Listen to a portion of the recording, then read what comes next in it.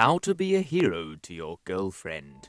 It was a brisk autumn afternoon. Our lovers were on their way to a romantic break in the countryside. Whilst she was sleeping, he decided to take a shortcut through the forest. But the road was treacherous and the car temperamental.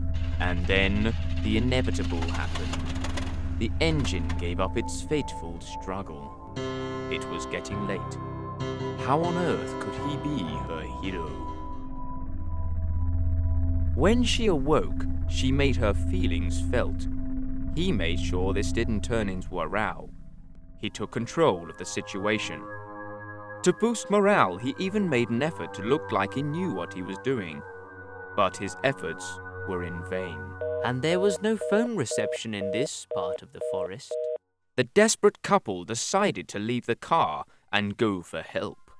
He was confident, she less so. But beneath the leaves, the ground was uneven. However, the boyfriend refused to be deterred. They decided to turn back, but they were deep in the forest. When he realized the car had disappeared from view, he stayed positive by claiming they could cope without it. Hopelessly lost, the lovers decided to make camp. Her comfort was foremost in his mind. He gave her his jacket and made her a shelter. He gave her his lap for a pillow and volunteered to keep watch and fight off fearsome woodland creatures with his bare hands. Luckily, he thought to bring a torch. It was just a shame the batteries were running low. Were they alone?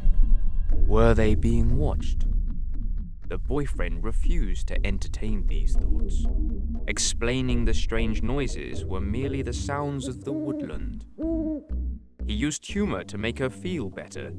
He told her how funny their grandchildren would find this story in 30 years' time or so.